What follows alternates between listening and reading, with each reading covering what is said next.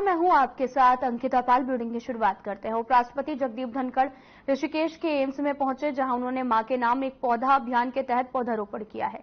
इसके बाद में उपराष्ट्रपति ने चिकित्सकों के साथ में संवाद किया, देश के नकारात्मक राजनीतिक माहौल पर चिंता व्यक्त की है। उपराष्ट्रपति जगदीप धनखड़ ने कोलकाता में एक महिला डॉक्टर के साथ हुई दुर्भाग्यपूर्ण घटना पर गहरा दुख प्रकट किया। उन्होंने कहा कि हमारे देश की संस्कृति वासुधैव कुटुंबकम की है, लेकिन इस घटना से सभी को झकझोर कर रख दिया है।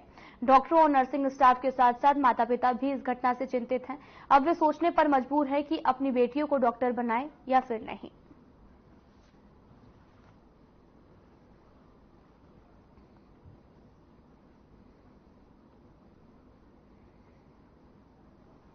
तो हमारा संस्थान विजिट करने के लिए आ रहे थे और वो हमारी फैकल्टी और रेजिडेंट्स एंड स्टूडेंट्स के साथ इंटरेक्शन करना चाहते थे।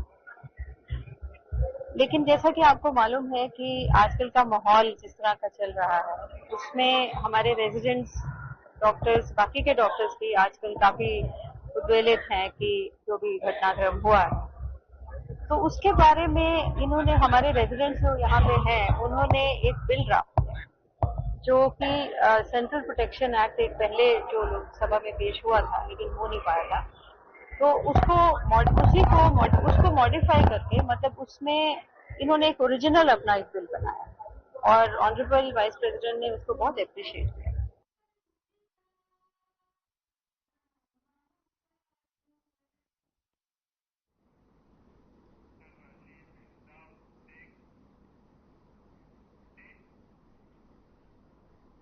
राष्ट्रीय लोकदल पार्टी ने उत्तराखंड में पार्टी को मजबूत करने का काम शुरू कर दिया है।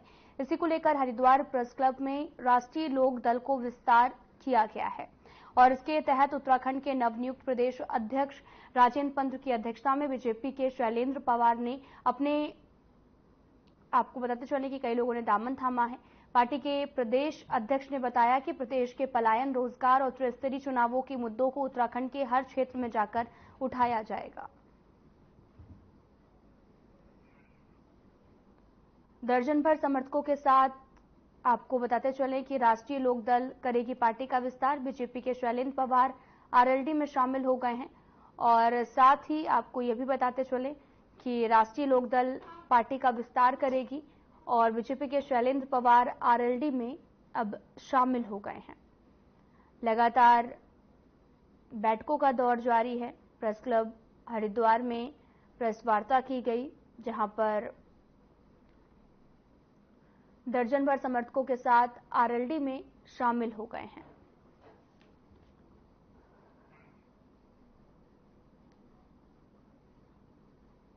देखिए, पार्टी अभी हमारी कार्यकारिणी बननी है।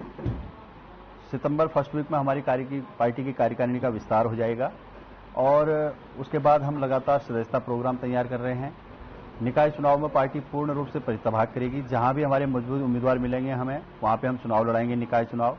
और हमें उम्मीद भी है, देखो हरिद्वार जिला हमारा पूर्व से ही राष्ट्रीय लोकदल की विचारधारा से जुड़ा हुआ जिला रहा हुआ है। यहां से हम निकाय चुनाव में एक अच्छी सफलता हासिल करेंगे। आज हमारे कई सीनियर लोगों ने पार्टी को ज्वाइन किया हुआ है और हमें उम्मीद है कि ऐसे ही युवा हमारे साथ जुड़ेंगे तो निश्चय ही प्रदेश में पार्टी का विस्तार भी होगा।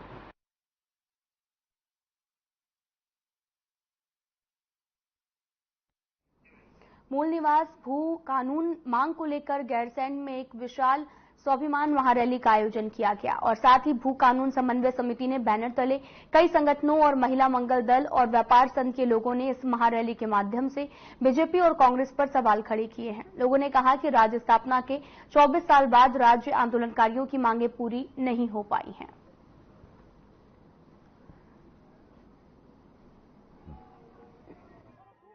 उत्तराखंड के लोगों का आंदोलन आगे बढ़ती है।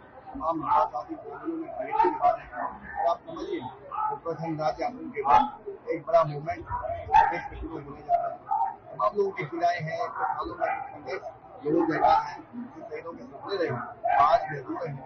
आज के में प्रदेश की सारी राजधानी नहीं मिल पाई है, संघर्ष कर रहे हैं तो असम को राजधानी बनाया जाए और मजबूत भूखंड प्रदेश में लागू हो ताकि हम अपनी जमीनों को बचा सकें, अपने आने वाले पीढ़ी के भविष्य को इस राज्य में सुरक्षित कर सकते हैं, अपनी नौकरियों को, अपने संसाधनों को, अपनी संस्कृति को बचा सकते हैं। आंदोलन अपने अस्तित्व का आंदोलन है और आप देखते हैं कि तमाम युवाओं का, तमाम व्यक्ति का आंदोलन में हमें समर्थन मिला।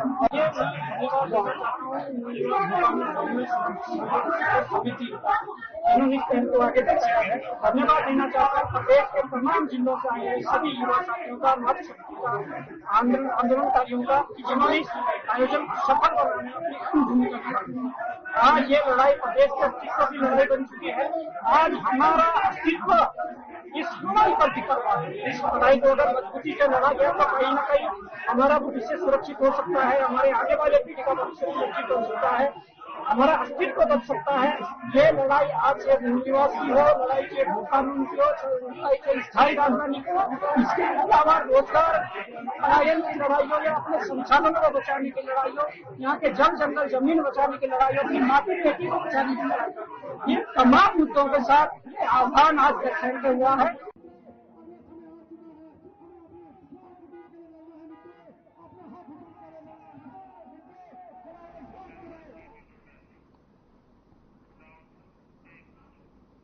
हरिद्वार के रोशनाबाद स्थित पुलिस मुख्यालय पर कांग्रेस ने जोरदार प्रदर्शन किया है, जिसमें पूर्व सीएम हरीश रावत समेत कांग्रेस के कई विधायकों ने हिस्सा लिया। इस प्रदर्शन के दौरान पूर्व सीएम हरीश रावत ने राज्य सरकार पर तीखा हमला बोलते हुए कहा कि सोलापुर के वसीम की हत्या को लेकर जनता में गहरा आक्रोश है। उन्होंने मांग की कि इस मामले की सीबीआई जांच होनी चाहिए। हरीश रावत ने कहा कि जिस तरह से बाजवाबाद थाना क्षेत्र के शांतरशाह में दलित बेटी की हत्या हुई है, उसके हत्यारे अभी भी खुलेआम घूम रहे हैं। ये न्याय की गंभीर विफलता है। उन्होंने सरकार से मांग की है कि दोषियों को तुरंत गिरफ्तार किया जाए।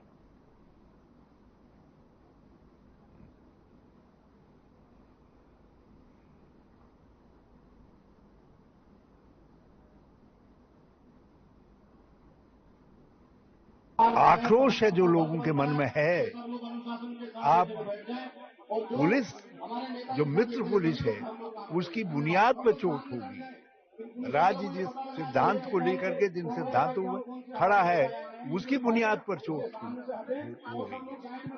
कल कांग्रेसजनों ने रुड़की में सांतरशाह की दलित बेटी के हत्यारों को जिस तरीके से फ्री छोड़ रखा है उसके खिलाफ प्रदर्शन किया, और आज जो है सोलपुर के वसीम को जिस तरीके से उसकी हत्या हुई, मारा गया है उसको, उसके खिलाफ जो आक्रोश है हम उसको व्यक्त करने के लिए आए हैं। और हमने तय किया है, हमने फैसला किया है कि यदि सीबीआई की जांच नहीं हुई वसीम के मामले में, वसीम को न्याय नहीं मिला, तो हम लोग जो है इस लड़ाई को लेकर के देहरादून जाएंगे।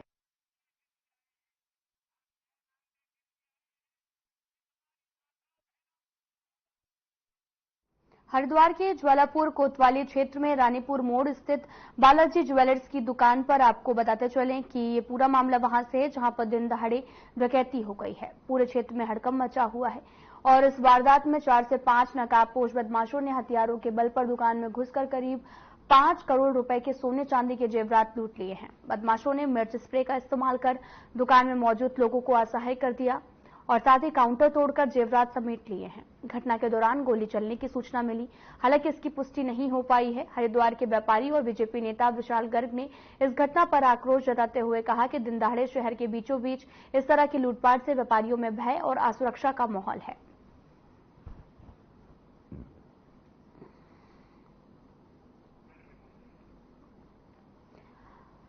हरिद्वार में दिन दहाड़े डकैती से पूरे इलाके में हड़कंप मचा है। आपको तस्वीरें दिखा रहे हैं जहां पर डकैती की वारदात हुई है। श्री बालाजी की शॉप पर आपको बताते चलें कि डकैतों ने डकैती डाली है और दिन दहाड़े आपको बताते चलें कि लाखों का सामान लेकर, जेवरात लेकर रफू चक्कर हो गए हैं।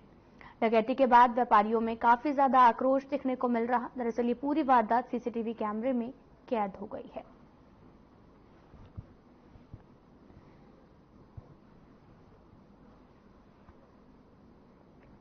आपको बता दें कि हरिद्वार में दिन दहाड़े डकैती से इलाके में हड़कंप मचा है, तो वहीं डकैती के बाद में व्यापारियों में भी रोष देखने को मिल रहा।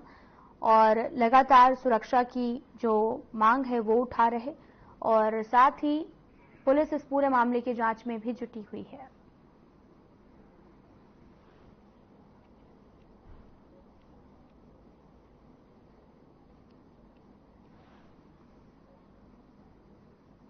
हुई है जिसमें 5 हथियारबंद लोगों द्वारा यहाँ पर आके एक ज्वेलरी शॉप में उसके डकैती की घटना करी है, जिसमें करीब 5 करोड़ के आसपास जो अभी ओनर्स द्वारा बताया गया है डकैती की गई है। उसका भी हम लोग और वेयरहाउस को ताला लगाए और जल्दी ही इसमें हम लोगों के द्वारा इस पर कार्रवाई करी जाएगी, सख्त कार्रवाई इसमें की जाएगी। किस तरह की घटना का अंजाम किस तरह से दिया गया कारण मिर्ची इसमें किया गया है? इसमें 5 लोग, एक स्कूटी और एक मोटरसाइकिल में दिखाई दे रहे हैं और इसमें हम लोग जल्दी ही इसमें सख्त करेंगे।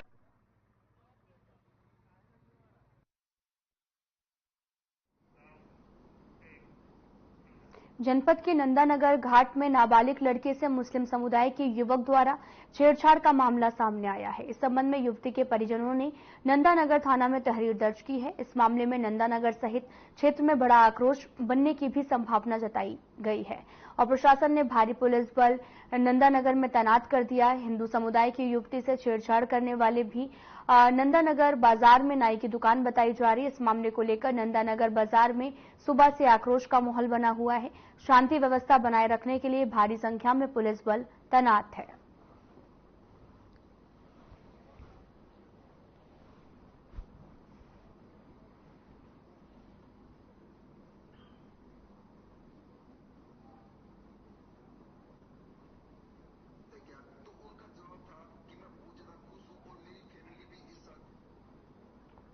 परिजनों ने थाने में शिकायत भी दर्ज कराई है। दरअसल ये पूरा मामला चमोली से है, जहां पर भारी संख्या में पुलिस बल की तैनाती की गई है। उपराष्ट्रपति जगदीप धनखड़ उत्तराखंड के 2 दिवसीय दौरे पर हैं। रविवार को उन्होंने उत्तराखंड के राष्ट्रीय इंडियन मिलिट्री कॉलेज के कैंडिडेट्स को संबोधित किया और पौधारोपण भी किया है। इस दौरान उन्होंने कहा कि लड़कियों की भविष्य की चुनौतियों का सामना करने, वैश्विक कल्याण में योगदान करने के लिए हम तैयार हैं और उन्होंने सैनिक स्कूलों में लड़कियों को प्रवेश देने के निर्णय को परिवर्तनकारी कदम बताया है। उन्होंने कहा कि यह कदम दर्शाता है कि लैंगिक समानता और लैंगिक न्याय के क्षेत्र में महत्वपूर्ण प्रगति हो रही है।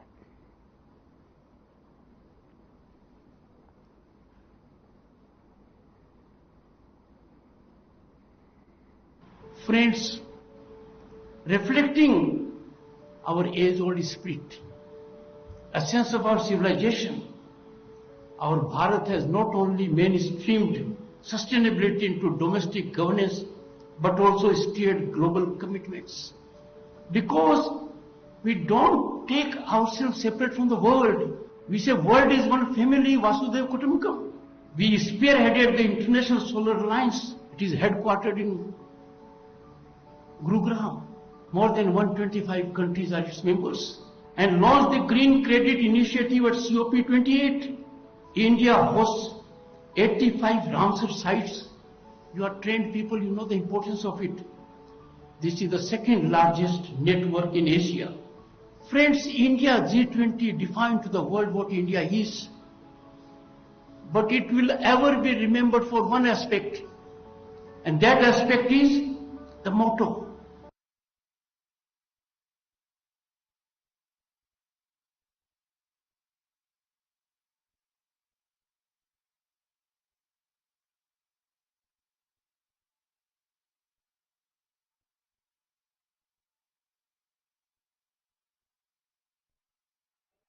के लिए अपने प्राणों की आहुति देने वाले शहीद राज आंदोलनकारियों की मूर्ति पर माल्यार्पण कर उन्हें श्रद्धांजलि अर्पित की है।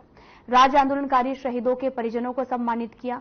सीएम धामी ने कहा कि खटीमा की भूमि उत्तराखंड की जननी है, क्योंकि सर्वप्रथम 1 सितंबर 1994 के दिन खटीमा की इसी भूमि पर 7 राज आंदोलनकारियों ने अपने प्राणों की आहुति दी है। इसके बाद मसूरी और अन्य जगह पर आंदोलन ने तेजी पकड़ी, जिसके फलस्वरूप उत्तराखंड राज्य की स्थापना हुई है।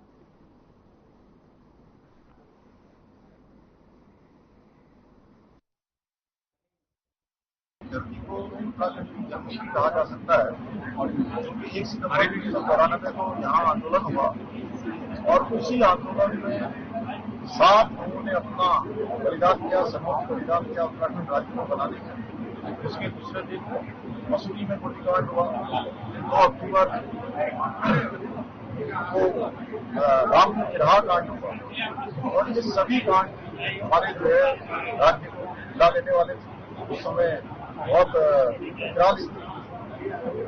उसके बाद हमारे उत्तराखंड के आंदोलनकारी, हमारे बलिदानी पीछे नहीं हटे और उन्होंने अपने सपनों का उत्तराखंड बनाने के लिए अपना सर्वोच्च बलिदान दिया। उन सभी को मैं आज नमन करता हूँ, सबको प्रणाम करता हूँ और ये हम संकल्प लेते हैं कि उत्तराखंड राज्य के बलिदानियों का, उत्तराखंड आंदोलनकारियों सबलों के उत्तराखंड का निर्माण हमारे प्रधानमंत्री आज उत्तराखंड से आगे बढ़ रहा है। अनेक योजनाएं, अनेक काम यहाँ पर हो रहे हैं। इंफ्रास्ट्रक्चर क्षेत्रों के आगे बढ़ रहे हैं, पर्यटन के क्षेत्रों में आगे बढ़ रहे हैं।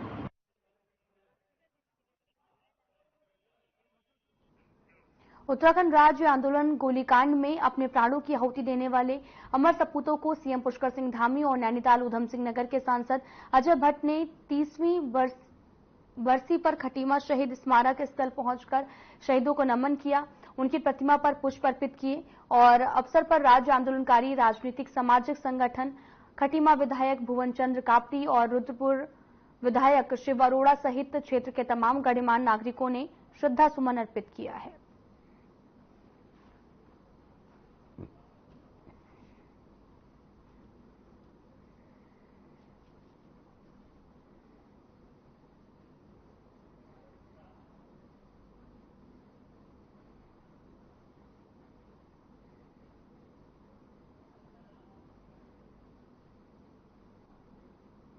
खटीमा की धरती को उत्तराखंड की जननी भी कहा जा सकता है, क्योंकि 1 सितंबर 1994 को यहाँ आंदोलन हुआ और उसी आंदोलन में 7 लोगों ने अपना बलिदान दिया, सर्वोच्च बलिदान दिया उत्तराखंड राज्य को बनाने के लिए। उसके दूसरे दिन मसूरी में गोलीकांड हुआ।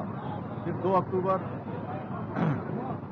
को रामपुर किराहा कांड हुआ और ये सभी कांड हमारे जो है राज्य को हिला देने वाले थे। उस समय बहुत विकराल स्थिति थी। उसके बावजूद भी हमारे उत्तराखंड के आंदोलनकारी, हमारे बलिदानी पीछे नहीं हटे और उन्होंने अपने सपनों का उत्तराखंड बनाने के लिए अपना सर्वोच्च बलिदान दिया। उन सभी को मैं आज नमन करता हूं, सबको प्रणाम करता हूं और ये हम संकल्प लेते हैं कि उत्तराखंड राज्य के बलिदानियों का, उत्तराखंड आंदोलनकारियों के सपनों के उत्तराखंड का निर्माण करेंगे।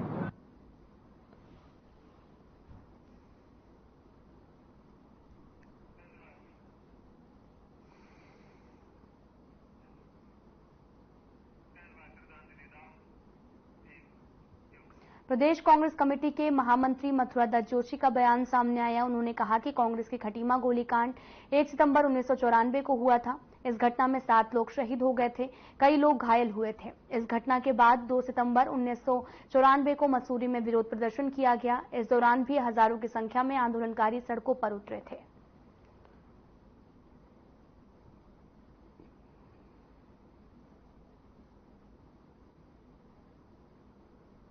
देखिए, आज खटीमा गोलीकांड की बरसी है, जिसमें हमारे 7 राज्य आंदोलनकारी शहीद हुए थे। सबसे पहले तो मैं आपके लोकप्रिय चैनल के माध्यम से खटीमा गोलीकांड के शहीदों को प्रदेश कांग्रेस कमेटी की तरफ से और अपनी तरफ से हार्दिक श्रद्धांजलि व्यक्त करता हूं। उनकी आत्मा की शांति के लिए प्रार्थना करता हूं। उनके परिवारों के प्रति अपनी संवेदनाएं व्यक्त करता हूं। आज बड़े संघर्ष के बाद उन शहीदों की शहादत से हमको ये राज्य मिला है और इस राज्य को आगे बढ़ाने का दायित्व तो हमारे पर है, विशेषकर नौजवान साथियों पर, माताओं और बहनों के ऊपर है। मातृशक्ति ने बड़ी लड़ाई लड़ी थी।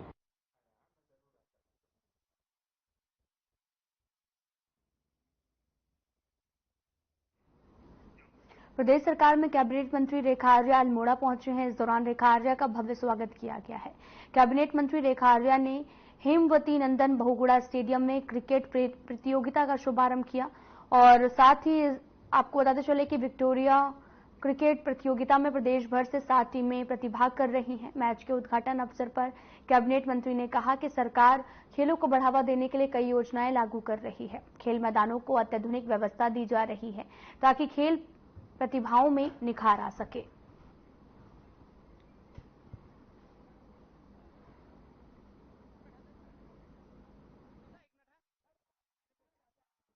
निश्चित रूप से स्टेडियम की रौनक यही होती है कि वहाँ पे खेल प्रतियोगिताएं होती रहे और अपने इस हेमवती नंदन बहुगुणा स्टेडियम में इस प्रकार की प्रतियोगिताओं होती रहे, इसके लिए सरकार ने खेल विभाग ने जबरदस्त सुविधाएं भी यहाँ पर दी हैं। और मुझे आज बेहद खुशी है कि आज यहाँ पर क्रिकेट प्रीमियर लीग जो है वो आयोजित किया जा रहा है। हमारे सभी जिले से लेकर हमारे अन्य जिलों के बच्चे यहाँ पे आज प्रतिभाग कर रहे हैं।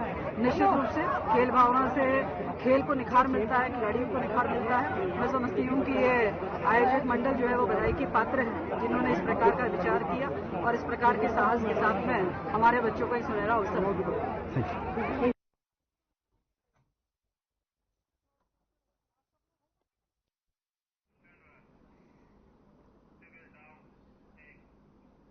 उत्तराखंड निकाय चुनाव को लेकर बीजेपी ने कमर कस ली है। बीजेपी नेता हर एक द्वार का नारा लेकर मुस्लिम बाहुल इलाकों में जा रहे हैं। इसी कड़ी में बीजेपी कार्यकर्ताओं ने भी काशीपुर क्षेत्र के मोहल्ला अली खां, हजरत नगर, दादा मियां समेत कई इलाकों में रक्तदान शिविर, स्वास्थ्य शिविर, वृक्षारोपण कार्यक्रम सहित सभाओं का आयोजन किया है, जहां पर बीजेपी के वरिष्ठ नेताओं में शुमार राम मेहरोत्रा, बीजेपी अल्पसंख्यक मोर्चा के प्रदेश अध्यक्ष इंतजार हुसैन समेत तमाम लोग उपस्थित रहे हैं।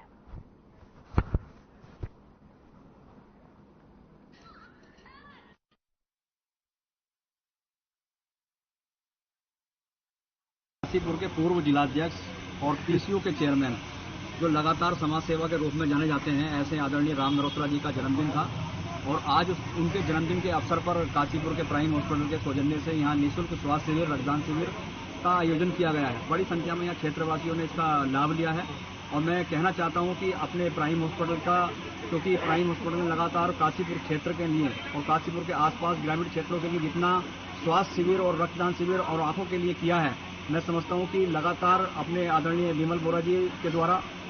आज मेरा जन्मदिन है और हमारे जो भारतीय जनता पार्टी के सभी कार्यकर्ता सब में बड़ा उत्साह है और उसी के तहत हमारे अल्पसंख्यक मोर्चे द्वारा आज यहाँ पर सेवा भाव से रक्तदान शिविर और बॉडी चेकअप का कार्यक्रम यहाँ पर प्राइम हॉस्पिटल द्वारा रखा गया है और उसमें काफ़ी बड़ी संख्या में लोग यहाँ पर जो जिन्हें चेकअप कराना है वो मौजूद है।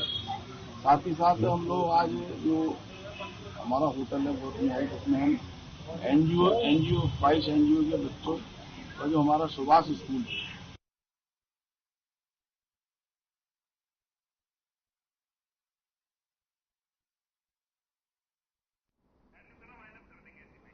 निकाय चुनाव प्रचार में बीजेपी पार्टी जुड़ी हुई है और साथ ही मुस्लिम इलाकों में लगातार कई तरह के कैंप भी लगाए गए हैं। तस्वीरें आपको दिखा रहे हैं जो कि काशीपुर से हैं, जहां पर सभाओं का आयोजन किया गया है। मुस्लिम इलाकों में कई तरह के कैंप लगाए गए, लगातार वृक्षारोपण भी किया गया और लोगों को लगातार जागरूक भी किया जा रहा है। सभाओं का भी कई तरह की सभाओं का आयोजन किया गया। दरअसल निकाय चुनाव नजदीक हैं, जिसको लेकर बीजेपी पार्टी अपना दमखम दिखाने में जुटी है। सभी पार्टियां अपनी अपनी जीत का दावा भी कर रहे हैं, तो वहीं मुस्लिम इलाकों में भी कैंप लगाया गया। सभाओं का आयोजन अलग ढंग से किया गया है।